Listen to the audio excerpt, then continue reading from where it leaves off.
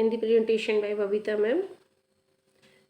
Barrackpore senate public school में आप सभी का स्वागत है।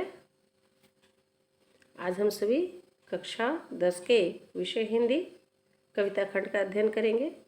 कविता का नाम है आत्मत्राण और कवि हैं रविन्द्रनाथ टैगोर। आज हम सभी इस कविता के भाग 1 अर्थात रविन्द्रनाथ टैगोर के जीवन के बारे में पढ़ेंगे।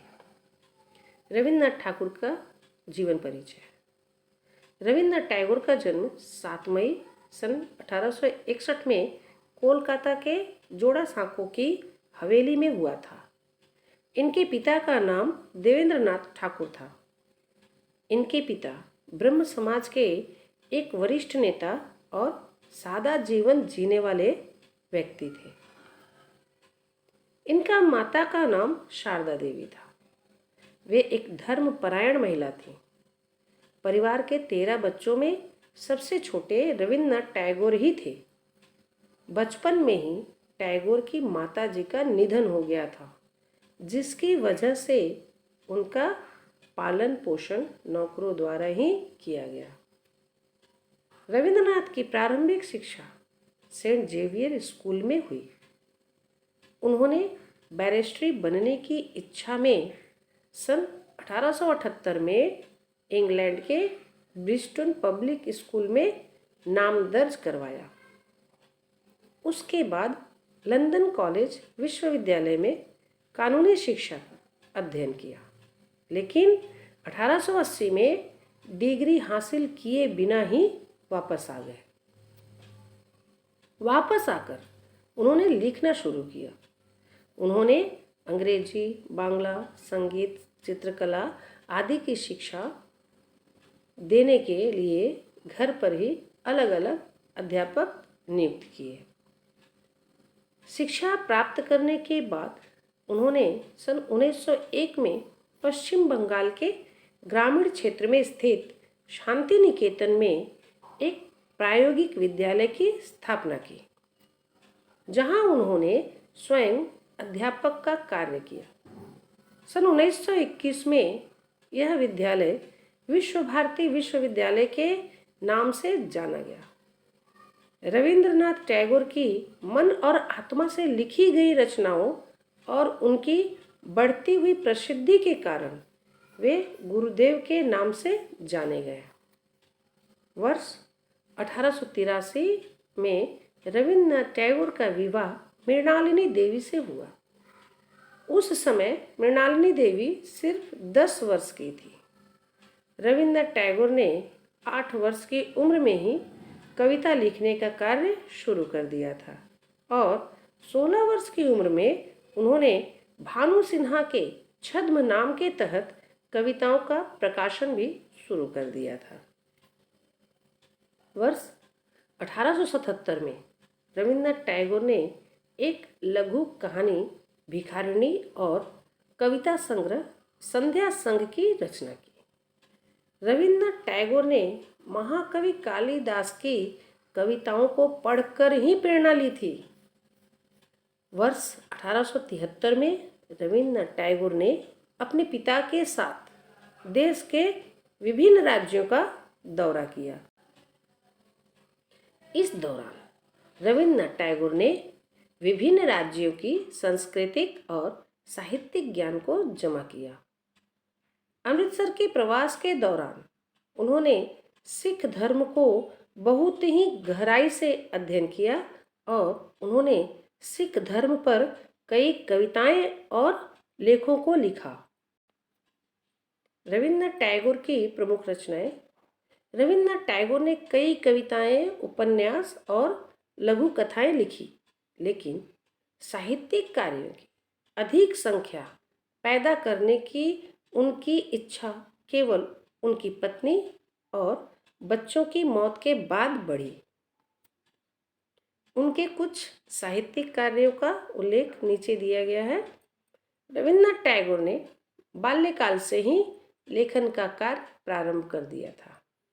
रविन्द्रनाथ टैगोर ने हिंदू विवाहों और कई अन्य रीति रिवाजों के नकारात्मक पक्ष के बारे में भी लिखा, जो कि देश की परंपरा का हिस्सा थे। उनकी कुछ प्रसिद्ध लघु कथाओं में कई अन्य कहानियों के बीच काबुलीवाला, क्षुदिता प्रश्न, अटोचू, हेमांती और मुसलमानी गल्पों शामिल है। ऐसा कहा जाता है कि उनके कार्यों में उनके उपन्यासों की अधिक सराहना की जाती है। रविन्द्रनाथ ने अपने साहित्यों के माध्यम से अन्य प्रासंगिक सामाजिक बुराइयों के बीच राष्ट्रवाद के आने वाले खतरों के बारे में बात की। उनके अन्य प्रसिद्ध उपन्यासों में नौकाडुबी, गोरा, चतुरंगा, घरे बायरे आदि शामिल है।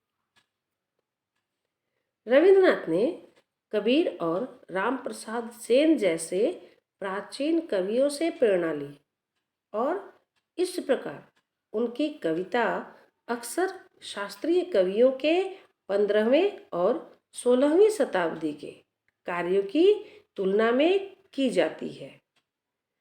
अपनी खुद की लेखन शैली को शामिल करके उन्होंने लोगों को न केवल अपने कार्यों बल्कि प्राचीन भारतीय कवियों के कार्यों पर ध्यान देने योग्य बनाया। रविन्द्रनाथ टैगोर ने कुल 2230 गीतों की रचना की। रविन्द्रनाथ टैगोर की प्रमुख रचनाएं बालोका, पूरबी, सोनार तोरी और गीतांजलि शामिल है। भारत का राष्ट्रगान जन गण मन रविन्द्रनाथ टैगोर द्वारा बांग्ला भाषा में लिखा गया था, जिसे संविधान सभा ने भारत के राष्ट्रगान के रूप में 24 जनवरी सन 1950 को अपनाया था। टैगोर ने न केवल भारत बल्कि श्रीलंका और बांग्लादेश यानी अमर सोनार बांग्ला के लिए भी राष्ट्रगान लिखे। राजनीतिक दृष्टिकोण रविन्द्रनाथ टैगोर ने अपने गीतों के माध्यम से ब्रिटिश प्रशासन को आज़ादी के लिए नतमस्तक किया। उन्होंने भारतीय राष्ट्रवादियों का भी समर्थन किया और सार्वजनिक साम्राज्यवाद की सार्वजनिक आलोचना की। रविन्द्रनाथ टैगोर ने अंग्रेजी शिक्षा प्रणाली का भी पुरजोर विरोध किया। वर्ष 1915 में जलियांवाला बाग हत्याकांड के विरोध में उन्हें प्राप्त नाइट की पदवी को वापस कर दिया था।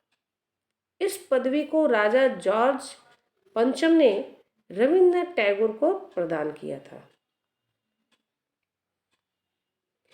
रविन्द्रनाथ टैगोर की मृत्यु रविन्द्रनाथ टैगोर का निधन 7 अगस्त 1941 को कोलकाता में हुआ।